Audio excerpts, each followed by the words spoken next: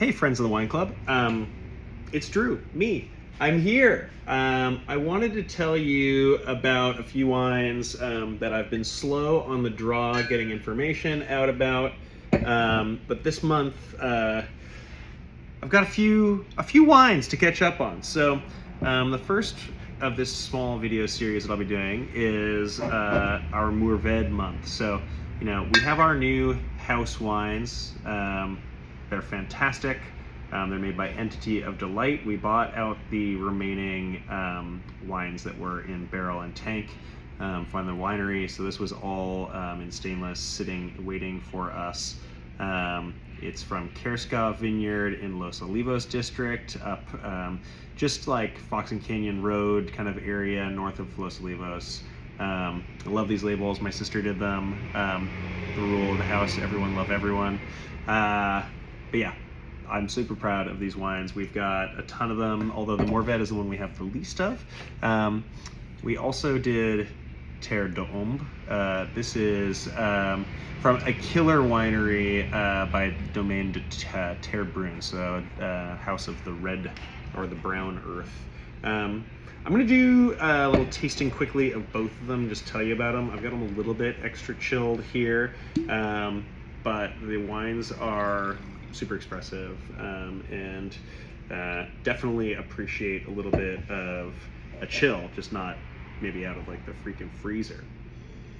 But the first thing with the Kærskov vineyard here that we've got is this wine smells like roses and carnations, beautiful flowers, as well as like a surprisingly sort of like full tense fruit. It's like a brambly sort of cherry, wild raspberry type of a vibe. Mourvèdre is traditionally a grape that's grown where this is from, which is in southern France, really close to the Mediterranean. And what I've found in California is oftentimes it gets released quite underripe. It wants to be astringent. It hugs like much more of the ultra tart, almost chemically tart side of things. This wine is like happily super ripe for Mourvèdre in California and gives like so much more of the entire fruit that we don't often get here. I'm gonna grab my spittoon and taste this here. Don't go anywhere without that. Gotta work. Well, I get like this really cool spice, almost like a cumin on it, or rather coriander. Delicious.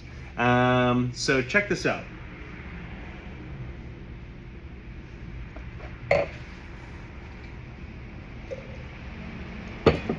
I opened that yesterday. Super good on day 2. With like incredibly low sulfur added to this wine. I think we added 1 gram per liter.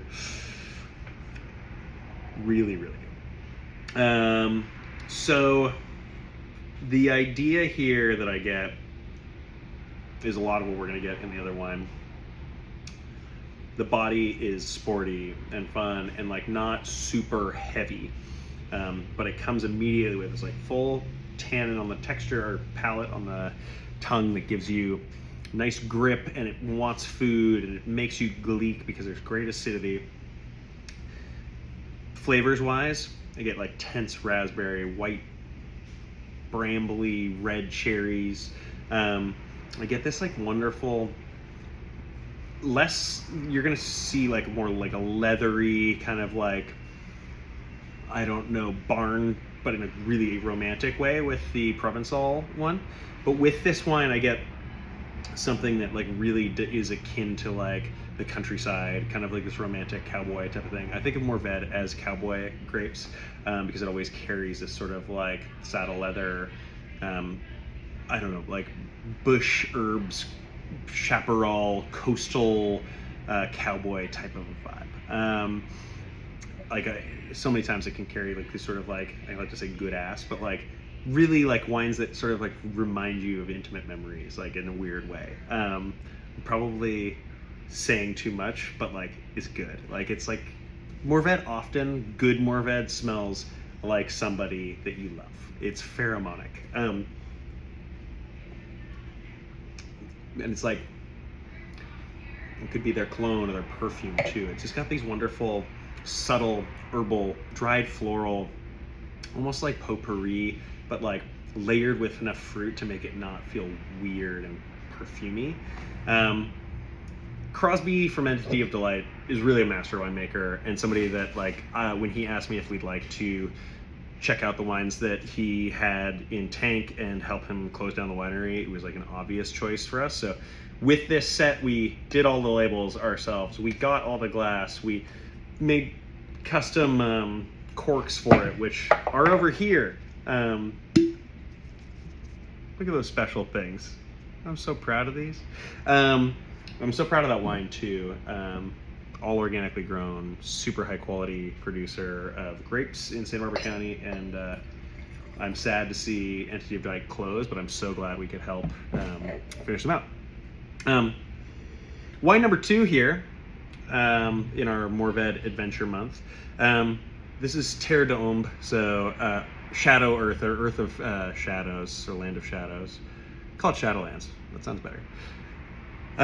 It's IGP Méditerranée, so basically it's a broader appellation that hugs the Mediterranean. The truth behind this wine is that it's from Bandol.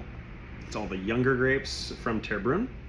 There are only like a handful of really exported Bandol producers. Bandol is a very small coastal region that hugs sort of southeastern France in the Mediterranean. Think, you know, Marseille, beautiful coastal, looking out on the ocean, like absolute blue. As far as you can see, people in teeny tiny little bathing suits, exposed breasts, body hair, old men who look like they're made from leather. But then also you have these vineyards that are on bluffs above the ocean, and they just fall off into, you know, this like endless expanse of blue. There's all these rolling hills to the north and to the east, and they get really steep, and then you've got the Alps close by, and it's like this meeting place of so many different flows and so many different temperatures. You get air coming down from the north, you've got winds from the sea. There's just like an incredible diverse soil here as well. And in the palate, or on the nose rather, of this wine, you can kind of get like this coastal influence, you can kind of get this chaparral influence, and you also get this core of really deep fruit. It's plummier fruit, it's riper fruit. You know, the vineyards there, these are younger vines, but they really grow Mourvèdre in like an optimum way in this region. It's so happy there. It's a little bit warmer, honestly, than where, rather warmer and closer to the ocean than where our Los Olivos example is from, so you're gonna get a different expression. But God, it's good. It smells much more saddle leather. It smells much more like fancy horse. It smells much more plum, deeper, riper, more sapid fruit on the nose. But the spices are there. You get that like deep baking spice, more than coriander, more, I would say, open, more maybe romantic spices. But yeah, it's fantastic. On the palate,